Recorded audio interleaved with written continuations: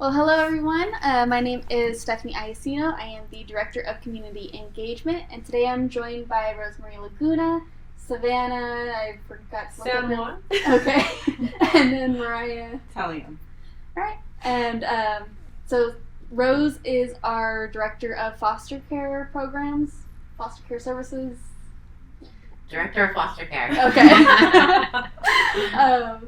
And then Savannah and Mariah are in-home support workers. And today we're going to be talking about our intensive service foster care program. So if you guys hear us say ISFC, it's the same thing. It's just the acronym for intensive service foster care, since it's so long to say. So if you guys have any questions at any time, feel free to write it in the chat, and we will check those periodically. All right, so Rose, do you want to give us kind of an overview of the ISFC program? So basically, like Steph said, it's intensive service foster care. And as you know, some of our kids who come into foster care, there is some trauma. And then also sometimes they come in already with a diagnosis. But they also come in sometimes with medically fragile. So this is kind of too where ISFC plays a part. It's also helping our kiddos deal with some of that trauma. So the in-home supports will come up with interventions. And seeing them on a weekly basis. Sometimes our kiddos who do have some diagnosis and they may have an IEP or a 504 plan, and sometimes it takes a while for the school to get them a one-on-one aid. So in-home support will also go in and work with them at school and help them self-regulate, help them socialize. Sometimes it's helping them at school. The one thing that they've really been doing a lot with families since the COVID, and most of our kiddos are online schooling, that in-home support is also going into the homes and helping them with that, supporting the parents. Some of our in-home support have also put like homework packets together to help our parents. And it's also just supporting our parents in any behavioral strategies that could be helpful, because sometimes it can be difficult for a kid to transition into a foster home, and sometimes there are some behaviors that require it to happen, and so our parents need a lot of support sometimes. And so in-home support is there to help them at any time. We are a 24-hour program, so staff just happens late in the evenings, and we'll show up and we'll support the family in anything that they need. Okay, perfect. So can you give us some examples of what an ISFC child would look like? It varies. I mean, each kid there's some aggression sometimes. Sometimes there are some of the stuff that may have happened to them in the past that's trauma. So it could be aggression. There's sometimes sexualized behaviors. Communication is not a big thing. You have to understand, if we have kiddos who come into care that, have been in like 10 different places, and to see a social worker or anybody come into the home, they really don't want to talk. So we have found different ways to help with that. And again, we have kiddos who are medically fragile, who are in a wheelchair, so they may come in that way as ISFC. But I think mostly the biggest thing is probably aggressive behaviors and not being able to express their emotions. And we see a lot of that. So ISFC, there's a lot of support. You guys are on call 24/7. You guys get an in-home support worker. Is there anything else, any other support systems that are in place for ISFC parents? Well, we do a lot of training.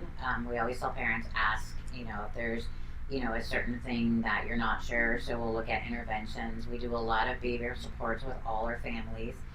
What we do usually when we get a new kiddo, we try to assess to see, what they're coming in with, if there are any behaviors. And a lot of times what we've learned in the past is to really kind of come up with a plan even before, if we've not seen the behaviors yet, because sometimes some of the kiddos will come in and they're very quiet and shy, and we won't see any behaviors until afterwards they've become comfortable, and then all of a sudden we start to see those behaviors. So the goal is to kind of come up with a plan beforehand and make sure the parents know, like it could be a reward chart. In-home supports are very, very creative. They've come up with some amazing things, which Savannah has a story she's going to tell you about a little bit. But it's really, we do a lot of thinking outside of the box. Because what we've learned is our kiddos are always asked the same question over and over, or, told to breathe. We had one kiddo one time that everyone told him to take a deep breath, and he basically told me, do they understand that every time they tell me to take a deep breath, that makes me more and more angry? So we really try to be creative and really think outside of the box. And every kid reacts differently. One intervention may work well for one kid, but the same intervention may not work well for another kid. So it's really about getting to know our kids and what works for them. So, want to tell them the story about what one of the interventions you used? So basically with thinking outside of the box for icebreakers with the kids that I work with, I try not to do anything like too formal. So with my younger kids, I do a lot of sports. I've created journals with kids, kind of like intro pages, just discussing certain behaviors with visuals. I also do like park rides where we go on scooters, and at each corner I ask a question before we can cross the street. They need to answer my question. Just kind of like, in a way, like a wellness check, like how is your foster home going? Do you have any questions and concerns? Is there anything that you need help with? With the smaller kids, it's mainly just like baseball or basketball, like, oh, pass me the ball and tell me about your day today. Because with the kids that have like ADHD or like a hard time just sitting still and focusing, for me, it was a struggle to like have them sit down and talk. So just bringing them outside and just letting them choose what we get to do, but still getting my side of the visit done is really helpful. Yeah. What about you? Ryan, you have some interventions I'm sure you would love to share that you use on some of our kiddos in Modesto. Yeah, I have, some of my kids that maybe their stuff isn't really necessary, like that they're, acting out, but having trouble listening, so we put together, reward charts of, that she has to make it to the end, like a finish line, and she has to make it to the end, and when she finishes it, then, we talk to like, so why are you earning a reward? And she's like, because I'm listening. I was like, good, and how does it make you feel, just to get them not just yes and no questions. And then they're like, well, it feels good to listen. It feels good that I respected them and I got a reward for that. So just like coming up with different ways to engage them and things. Okay. So what kind of activities do the in-home support workers do with the kids? I know you've mentioned, playing basketball and things like that with them. Do you take them out for ice cream? Yeah. So depending on the weather, I usually let the kid choose the activity. So yesterday I took a kid to get ice cream for him and the foster siblings that were in the home. During school, when I would visit kids, sometimes I would bring them lunch or take them to get lunch afterwards just to do a little check-in. There's like play structures at McDonald's, so we play tag through the structures. I don't know how I fit in there, but I do. We do bike rides, long bike rides. I don't know how I managed to do bike rides, but there's just like a lot of things. Most of the time we just have the kids tell us what they want to do, so in a way like they're in charge, but we're still meeting our requirements and everything. So for our teens, right now we have a teen group where we bring in the teens to the office to have them all socialize with each other, and then just basically do our check-in with them that way. What else do you do for your visits? We do homework, we do like Foursquare, like with Delilah, we play outside and like run around, play tag. Lately we just hang out because it's kind of hard to do some other things just because of everything that's going on. But we try to just keep them active and out the house as much as we can, like just outside. Really, that's what we've been doing. Yeah. So is that just because of COVID-19, or do you guys do that on an ongoing basis?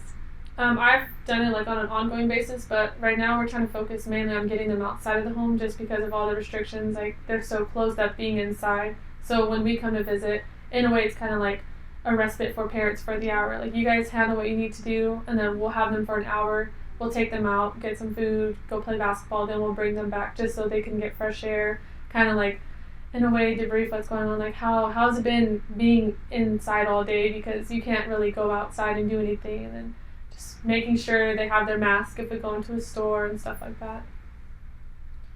Which I think it's been very helpful during this time because some of our kiddos don't fully understand what's going on with the COVID. So in-home support's been really trying to help when they go out. This is the reason why you may see like arrows on the ground or tape. This is why we're staying 6 feet apart, because of the COVID. This is, again, why we're washing our hands or disinfecting. So those things have been really, really helpful because sometimes it can be difficult and they've come from, a home that might have not been safe, and so they're fully not understanding what's going on. So in-home support is really trying to let them know, like, this is what's happening, this is why we're having to wash our hands or wear a mask, and from what it seems like, maybe something we maybe continue to do. So at least now it's kind of their understanding. It really helps to support the foster parents because sometimes when our kids have anxiety based on this or any other things, it can cause behaviors. So again, it's really in-home support really help them out in different environments. Because some kids, have a hard time going to the grocery store or anything because there may be someone that, may look similar to someone that has done something bad in their past to them. So there can be triggers. So it's, again, in-home support really helps them look at all the environments, how to respond if you're starting not to feel so good or you're getting anxiety, what to do. So in-home support does a lot of that. And really, we do a lot of outside of the box thinking. So there's a couple questions in the chat. So Liz says, how often can an in-home support worker come out for support? 24/7. So Good answer, Brian. whenever you need us, call us. But usually we meet once a week for sure. But there can be certain circumstances where I'm at home 3 times a week, depending on the behaviors going on. On the weekends, if a kid is unmanageable, they just need someone to come in and take the kid out of the scene to calm them down, let them know how to change up their behavior. So It's, again, you'll see an in-home support once a week, but again, it's based on the need, and if they need an in-home support more, in-home support will come in more. If there is an emergency, we've gone to homes where the whole team is sewed up. So it's really, again, supporting the child, but also supporting the foster parent. So Jaylene asked, do foster parents need additional qualifications to take in an ISFC child? So you'll need to take some more classes besides the ones that you took to become a certified foster parent. And once you complete those, you'll get a certificate that says you are intensive service foster care certified. Please note that sometimes our kiddos don't always come in as ISFC. Sometimes they come in as non-ISFC. They're just coming into foster care, and all of a sudden we're starting to see maybe an increase of behaviors, or there's a medical diagnosis, or maybe a mental illness diagnosis, and sometimes the county will say we'd like to make them ISFC. So that's one thing I do want to point out at any time if you're a foster parent or about to become a foster parent, which we would love for you to become.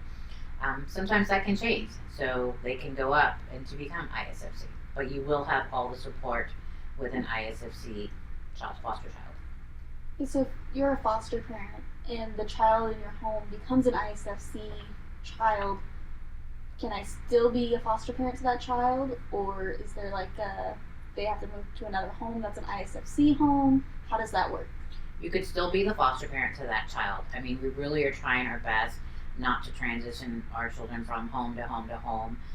That's the one thing about Parents by Choice is when a child is placed, into one of our homes, we're really assessing how well that child will do in the home, what skill sets that the foster parents have that might really match with the child. So we really try to match the child with the foster parent. So no, we wouldn't remove that child from the home. We would be hoping that you would want to take that additional training to become an ISFC family so the child can stay in your home. So is there a limit as how long they have to do the training for? Like they have to get it within 10 days or? It's usually 120 days, but we've noticed more and more in the counties is one of the things they're really wanting most of our parents now to become ISFC while you're becoming a foster parent. So it really depends on the county, but I mean you do have 120 days. Okay, perfect. And then Linda says hello from Sonora. And our Modesto office asked, what happens if you have a crisis at night? What is the protocol for after hours? So the protocol for after hours is you would contact your in-home support, which would be Mariah and Savannah. We also have more in-home support besides Mariah and Savannah. Usually they contact them, and the team in-home support will contact the social worker, and then, like I said, you'll get a whole team. Then the social worker usually contacts the social worker supervisor, and then they'll contact me, and it really, we want to give everybody support. So a lot of times, again, you'll see the whole team show up. It won't be necessarily just the in-home support, because we want to make sure that everyone is feeling supported. So sometimes the in-home support will focus on the crisis with the foster child, and it could be the social worker or the supervisor or myself will talk to the family or the foster parents or the siblings. So we're kind of getting everyone calmed down. So this is why it's really important sometimes to have the whole team. Perfect. And then Angela asks, what qualifies a child to be ISFC? Well, it could be they've moved from placement to placement. If they're moving from home to home, that might also qualify them, because sometimes what we're looking at, there might be behaviors in that, and so there might be aggression, things like that. That could be ISFC. It could be a medical diagnosis. Like I said, we have kids that are medically fragile and need that extra support. We've had children that are in wheelchairs or maybe diabetic and really do need that extra care. And then it also could be debating on their mental illness. It really kind of just depends. It's something that we look at. It's something that the counties will assess with, and we kind of see what's going on. And if there's more of an extreme need, they need a lot more one-on-one support. If the families need a lot more one-on-one support, then sometimes we'll make the recommendation and say, we might want to see making this child an ISFC child. Okay. So a couple videos ago, we talked about our mental health program and a little bit about therapeutic foster care. What's the difference between the therapeutic foster care and the intensive service foster care? So ISFC, intensive service foster care, that is basically you have a kiddo who's coming in ISFC or may become ISFC. And the difference would be with treatment foster care, they are getting support from the mental health team. A clinician will go over their treatment plan, help the foster parent come up with some interventions, and the foster parent will be implementing the interventions themselves, of course with the support of the mental health team, which we have an amazing mental health team, as you guys know. So it's really, again, that's something that's a little different. With treatment foster care, it's something that gets turned on and off. So we can have a child that has ISFC services, and they can also have TFC services. And once we feel that child has completed their treatment goals, or the clinician feels that this child is okay and the foster parent feels confident, then they could turn off the TFC. But treatment foster care is amazing because it really bonds the child with the foster parent, because the foster parent is the one that is with the child 24 hours most of the time and is working on their behaviors. And it also kind of prepares them if another child comes in with some behaviors. They kind of have learned already how to deal with some intervention, so it becomes very, very helpful.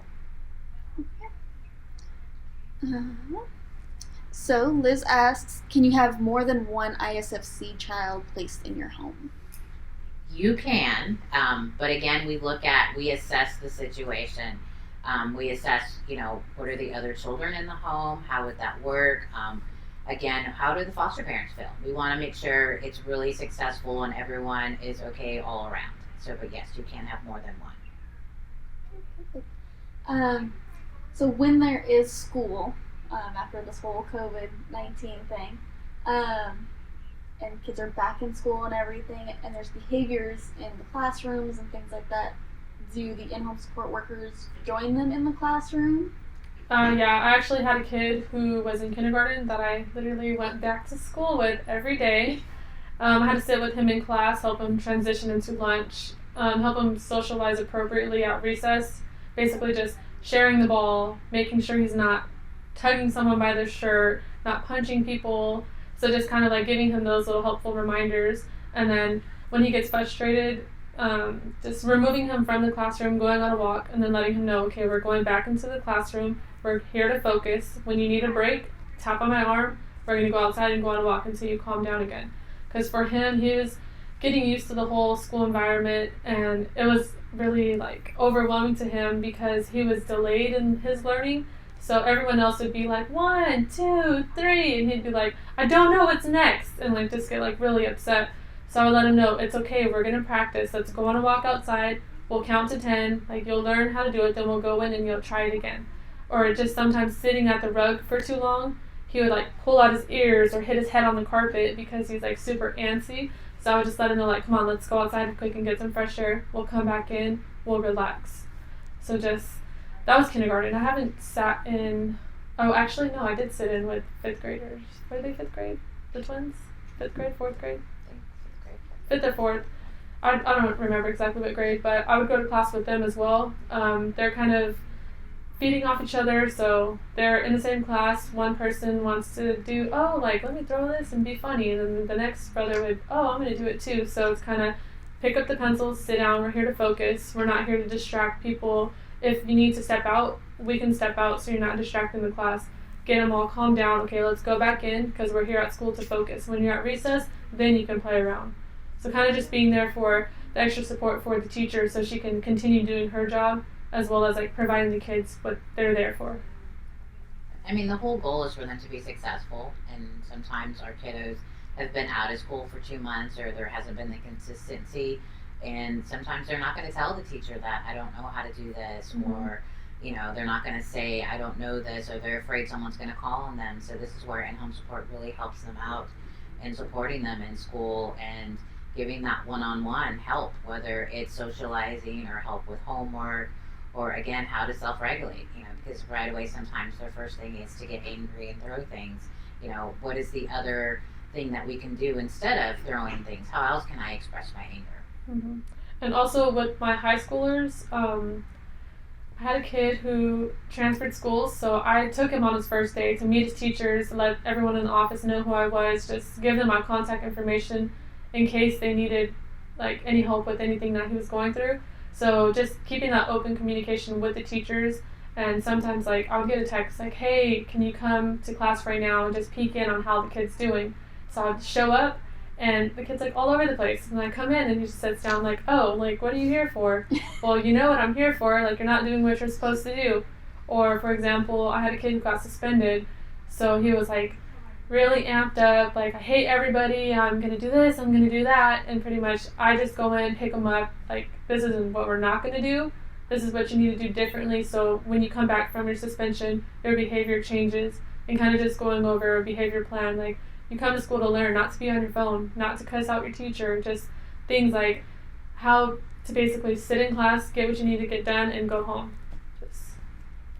And the goal too is to also let the teacher know and support them and say, certain things are triggers to some of our kids that have come to school, to they're aware of, what's going on, because a lot of times when our kids, express their behaviors, which are sometimes very aggressive, teachers become very upset and they really don't know the whole story. Mm-hmm. And sometimes it could be something that comes back. It could be a visual. It could be the teacher may look like somebody, or there may be someone in the class that looks like somebody that, they had trauma from in the past. And again, it can be very overwhelming for them to be in a classroom when they haven't really been going to school.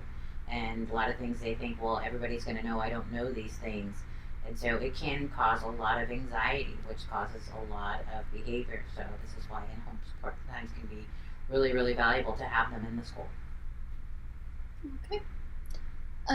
So Liz asked, has COVID-19 increased behaviors with the ISFC kids? I think it's increased behaviors for all of us to a point. We are used to being very social.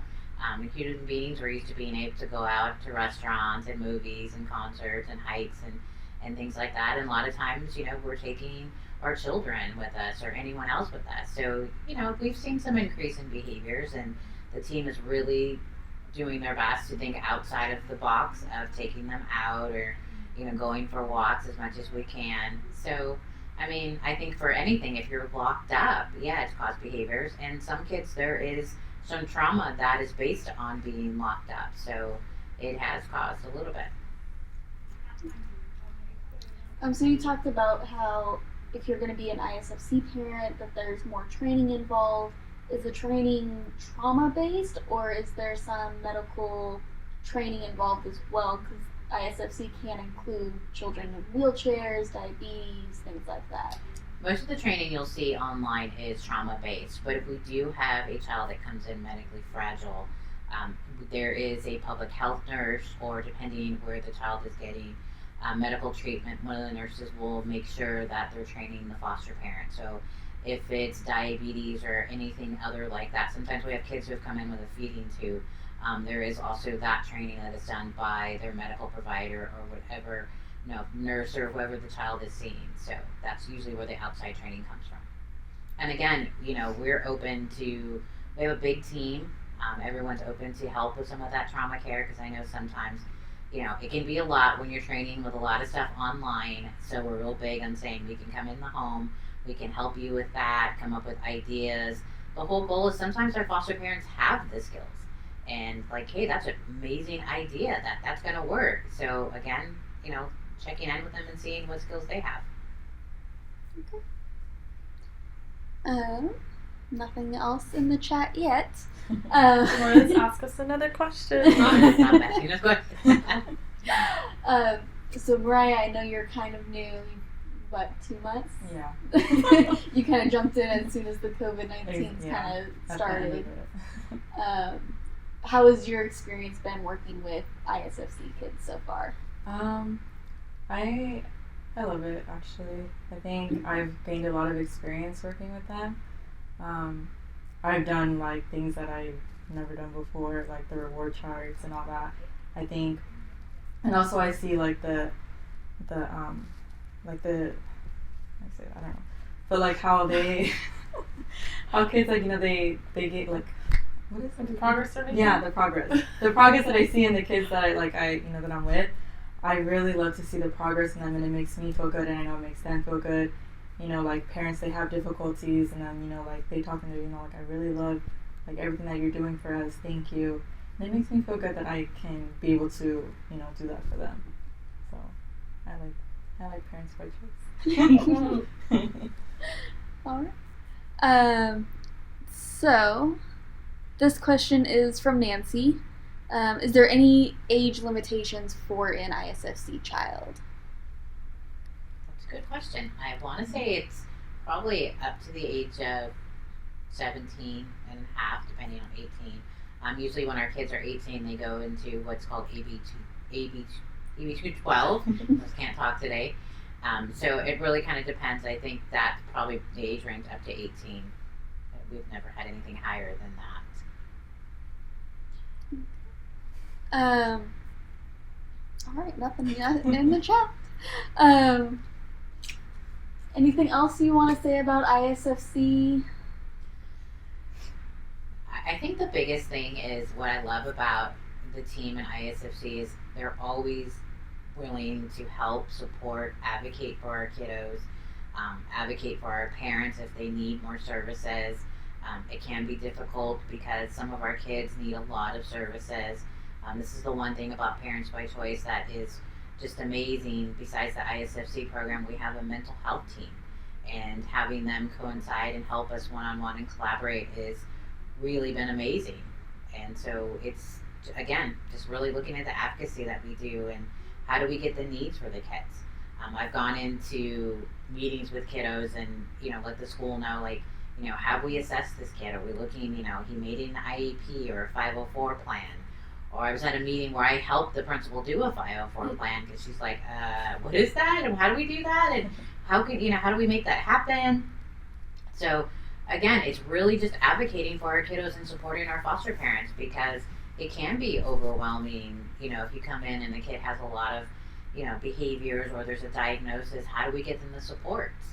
And one of the amazing things is we have one kiddo that we've seen from the beginning, and we really advocated for him to stay within our agency and get the services. And to see him now is just, he's non-aggressive. If you're watching this. Non-aggressive. I mean, Savannah knows because she works a lot one-on-one, and she's done amazing with him. But it's those little things when they come in, and it's, the parents are like, I don't know, can we do this? Can we do this? Yes, you can do this because you have an amazing team. And now to see him, he knows when he's angry what to do, or he'll ask or say, I'm angry. And he's really vocal with his emotions. Yes. And I mean, those are the things that are just amazing. Alright, so before I jump to that question, you used a couple acronyms. So AB12, can you explain that a little bit more? AB12. You're gonna put me on the spot. I'm trying to think now. So basically, we have kids who come in. So, for example, if you were to get a 17-year-old as a foster youth, and say in 2 months they're going to turn 18, they will get a new social worker and they will be put in the AB12 program. I just can't talk today. And again, that depends on the foster child and the county social worker. They could continue to stay into the home with the foster parent. We've had kids in the past who were AB12 and they've gone to college and they're still staying in the home. Again, we're making sure that they still have the independent skills, and the foster parents are helping them through that. We've had foster parents help our kids in AB12, buy a car, learn how to open a bank account, how to save money. So, it really just depends. Just basically AB12 is they've become adults, and they foster kids play a bigger role in becoming an adult. But sometimes, again, they need that support from our foster parents. But then we also have a great THP program where we may be helping those kids, transition into that program. Does that make sense? So just real quick, THP is our transitional housing program. We did a video on that a couple weeks ago, so you guys can check that out. The other acronym was IEP. Okay. What's it? Individualized education plan. Individualized education plan. Yes. It's basically, it just depends. It will give your foster child some extra services. It could be, say you've received a placed foster child that has ADHD, and sometimes there's difficulty focusing on homework. Sometimes they need that longer time to take a test. Sometimes we need to break down the homework and reduce it for them. So this is what an IEP can help with, individual education plan. So it's really just looking at what supports they need. It could be a resource class, where sometimes we have kiddos who have some sensory issues with that, and if they're in a classroom that is real loud and everyone's talking, they can't really focus. So sometimes they need to be moved into a smaller class, which can be a resource class, and there's someone that's also helping them a little bit one-on-one. And then there's the 504 plan, and there's basically no acronym for that. It's just another form of what the individual education plan is, but they also get some extra services with that. So Liz asked, what about the youngest age for ISFC? I want to say, I don't see, a newborn coming in, because we're still trying to figure out some of their things. Unless they were on some medically. Well, I mean, we've had babies who come in that have been addicted to some form of illegal drug. I mean, there's a possibility if there is needed support. So, for example, if there are a lot of doctor's appointments and we're seeing a lot of things where the family needs a lot of support, that is the possibility. I've yet to see that. But I think I want to say the youngest that someone has called about is 4 years old. And I think the youngest we have right now is 6, I believe for ISFC. So really, it just depends on the need of the child and some of the trauma, and again, if there's any diagnoses that go with that. Okay. So once a child is in ISFC, do they ever stop being an ISFC child, or how does that work? Are they always an ISFC? So we assess with the counties, probably about every 4 months. The goal is for our kids to eventually step down from ISFC. We're hoping that we've given them all the tools for them to be able to learn to deal with some of their emotions, to be able to self-regulate. But sometimes it does take a while because there is a lot of trauma. So it really just depends. We're assessing the kid every couple months to see, if they continue to need ISFC services. So it's just depending on how much support. I mean, we've had kiddos that have been ISFC for a couple of months, maybe a year or so. So again, it just really depends on how the child is progressing. And the whole goal is for them to be successful. So if this child is an ISFC child and they're on track for adoption, can they still get adopted, or do they have to step down from being an ISFC? That is a good question. But I'm not 100%. Usually what we try to do, if a child is ISFC, they state you can adopt them, but we want to make sure that they are getting all the services they need before the adoption. So we actually kind of have something similar to that happening right now. We're just waiting for the child to become adopted. So, and the child is ISFC and he is on the track to become adopted. He's gotten all his resources from the county and other resources. So again, it's just making sure that they're still getting what they need. I mean, so they'll eventually transition to the home and be adopted, and there won't be an ISFC, but they'll have all the support that they need as if they were still in foster care with ISFC. Okay. And we'll have a little bit more on that answer next week with our adoption specialist. She has all the answers. All right. Well, I think that's all the questions, unless Liz pops another question out. No, Liz. Liz in the chat is one of our social worker supervisor. Sorry, she's not a social worker anymore. So that's why we're just making fun of her. We don't make fun of people in the chat normally. You guys have, so is there anything you guys have really done as an intervention that's been really outside of the box? I really like your journals. I like my journals too. That's really cool. But yeah, I think the journals are good for the kids who are visual learners, and especially for the kids who are learning how to read and write. Because for me, it's like I'm explaining to them what to do, but in a way it's also like a learning process. Like, how do I spell whatever? Like, for the introduction page, a simple question could be, what do you want to be when you grow up? And the kid's like, I want to be a scientist. I'm like, okay, write scientist. And then, I don't know how to spell it. So, okay, and I'm still getting to know you, building the rapport, and also you're learning how to spell, you're learning how to write. And then for the sorting that I do for behavior, it'll be like two little, what do you call those? I don't even know what to call them. The columns. 2 columns, there you go. And it'll be like good choices and poor choices. So for me, I refrain from using the word making a bad choice or telling a kid like what you did today was very bad. So I would say you made a poor choice today, so we're going to use these 2 little columns, and I cut out individual strips of like visuals. So for example, hitting, biting, running away, and then those are like the poor choices. And then for good choices, it can say like following foster mom's rules, or making my bed, sitting at the table. Most of the time I try to relate the choices to what the behavior is, so they kind of get like what they're doing and knowing, like understanding what I did today at school. For example, I pulled a kid's shirt, so I could say like pulling or tugging, and then the kid would put it under poor choice. And then at the bottom, we usually summarize once they separate everything, like, so why did you pick these as a poor choice? And then just having the kid like explain to me what was a poor choice and why it was a poor choice, and then what they can do differently so they're not making that same mistake. We really try to customize the intervention to based on what the child wants to work on. We try to give them choices on, what about this? What we've done games, we have a coping skills Jenga, and that's the one thing about in-home support is everyone participates. It's not like we're just sitting there asking the foster child, this and this and this.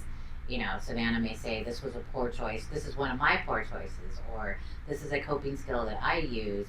So we really try to get that conversation go on both ends. So it's really just not, we're all having a conversation, it's just not the foster child, to make it a lot more comfortable. And then kind of like digging into like talking about emotions. So I've tried like a ball rolling game where I roll the ball to a kid and I can say, so sometimes I get mad when people say mean things to me, and then it'll help the kid like break the ice on what exactly is bothering the kid. So I'm mad because I miss my dad, and then like roll the ball really hard at me, and I'm just like, why are you rolling the ball hard at me? Well, because I'm mad. Okay, so we can like take your hands, you can place them on your legs, we can count our fingers, kind of just grounding techniques to restart the game, and then we'll start it again. So I don't like when people and then roll the ball, like just back and forth. Yep.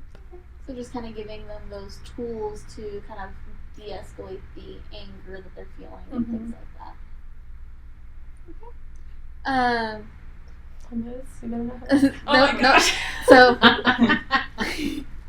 So Liz says Savannah's journals are awesome. They they are. And then she says red and green zones.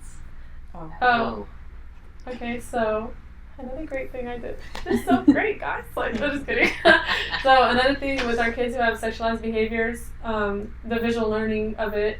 So I printed out diagrams of like a female body and a male body, and then I teach the kids pretty much the only green zones that you should have with another person are your hands. So for example, like high five, a fist bump, a hand hug. This is one of our kids' favorites. And then red zones, like they would use a marker and they would circle like your mouth. Nobody should touch your mouth. Like kissing your mouth, putting anything in your mouth. Your chest. If you're a boy, you shouldn't be touching another boy's chest or grabbing a girl's breasts or just anything on those terms. Between the legs, usually I have the kid explain to me like the name of body parts. So some kids use like, oh, my flower is between my legs or my cookie is between my legs. And then I let them know like the actual term for it so they're not getting confused. So if they were to report to me like, someone touched my cookie, so I'd be like, your cookie, like as in like your actual cookie, or is it like a cookie between your legs? And kind of just like explaining to them like the real term of it so they understand that no one's supposed to touch them between their legs or on their bottoms. And then having them come up with 3 resources of people they can tell, like a trusted adult. So for example, someone can list like my in-home support Mariah, I can tell my teacher Miss Rose, or I can tell my social worker when she comes to see me, or foster mom. And then just making sure we have the numbers for like in-home support and the social worker listed in the journal, so in case they did need to tell someone, they have that access. Okay. So that looks like it for the chat. So anything else you guys want to say or close out on? We have an amazing team, very supportive, giving support for our kids and our families 24 hours. And believe me, when we say 24 hours, it's 24 hours. I've showed up at a home, and I think it was with you and Richard, and one of the foster teenagers said, Rose, you look tore up. And I'm like, yeah, it's kind of late at night, so this is what happened. So please note, when we say 24 hours, we mean 24 hours. All right. So if you guys want to become a foster parent for ISFC, it's the same as being a normal foster parent or resource parent. Those 2 things are interchangeable again. So foster parent and resource parent, they're the same thing. So you can go to our website, www.net or parentsbychoice.net/programs/foster to learn more about how you can become a foster parent. And if you're interested in doing the additional training for intensive service foster care, ISFC, just let the worker know and they will assign additional training for you to do the intensive service foster care or the therapeutic foster care, treatment foster care. Yes, there is a process with that. There is some training that goes with that. There is a class. Myra, who's our clinical director for mental health, you will work one-on-one with her. She has amazing ideas, and she will support you through the whole time that you are a treatment foster parent during that time. Just visit our website, and then you guys can sign up to be a foster parent. So, thank you, ladies, for joining me today. I hope this was very informative for everyone. And you guys can join me again Tuesday at 3 o'clock, and I'll be joined by Eddie, our social worker supervisor in the Modesto office, and he's going to be talking more about the role of an agency social worker versus a county worker. So you guys can learn more about that then. So, thank you guys for joining.